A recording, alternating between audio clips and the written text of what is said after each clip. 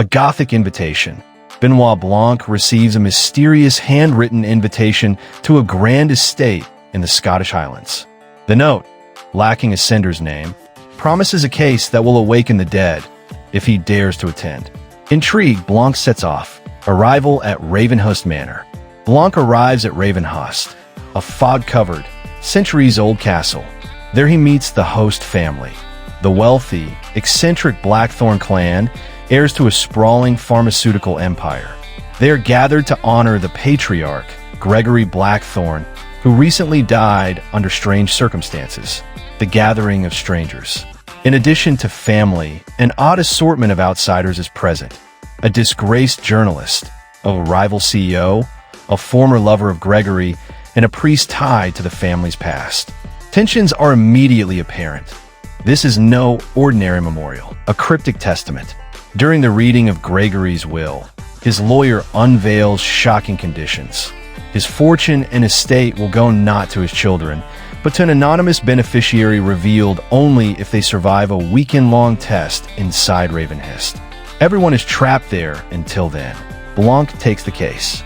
Though technically a guest, Blanc is urged by the lawyer and nervous staff to oversee proceedings. The atmosphere grows colder. Gregory's death might not have been natural.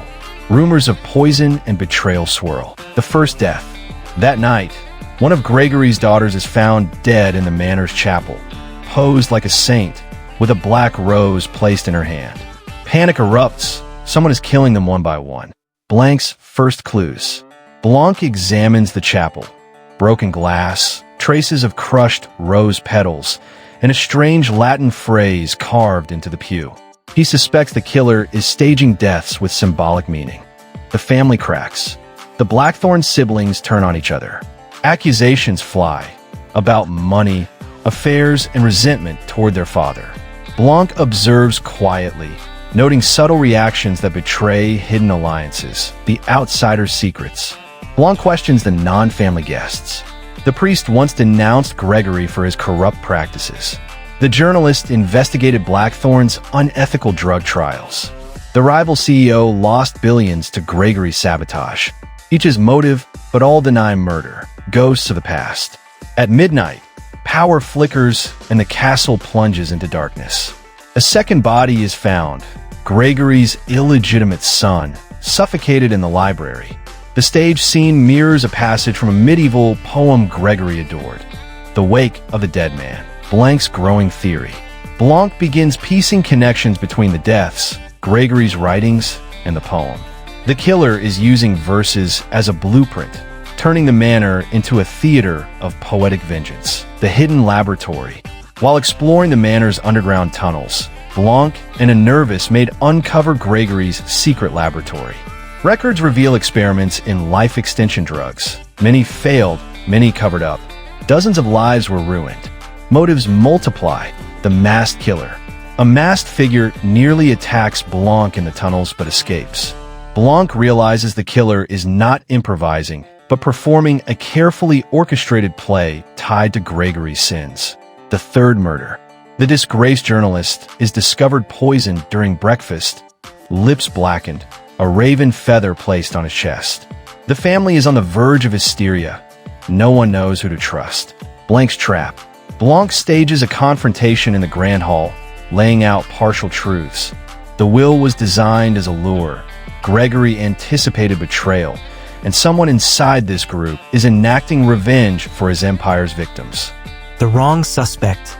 Evidence seems to implicate the rival CEO, who had opportunity and clear motive. When guards search his belongings, they find incriminating notes. But Blanc hesitates. He senses a frame-up, Blanc's revelation. Through a breakthrough, Blanc connects the Latin inscriptions and poetic murders to the priest. But instead of religious revenge, Blanc reveals the true killer, Gregory's eldest daughter, Eleanor Blackthorn, the mastermind unmasked. Eleanor admits she orchestrated the murders, using her father's beloved poem to stage the deaths. Her motive: Gregory's empire poisoned countless lives, and her siblings were no better, parasites living off blood money.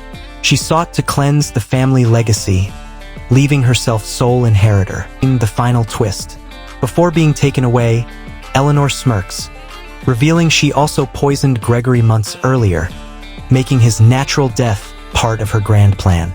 She believed Blanc would appreciate the artistry of her crime. Blanc, deeply disturbed, declares her brilliance wasted on cruelty. Blanc departs the manor. As the sun rises over Ravenhurst, Blanc leaves the broken Blackthorn family and reflects. Though he solved the case, the darkness lingers. Wealth, legacy, and vengeance created a tragedy where no one truly won. He whispers to himself, "The dead never rest easy, not when the living keep digging."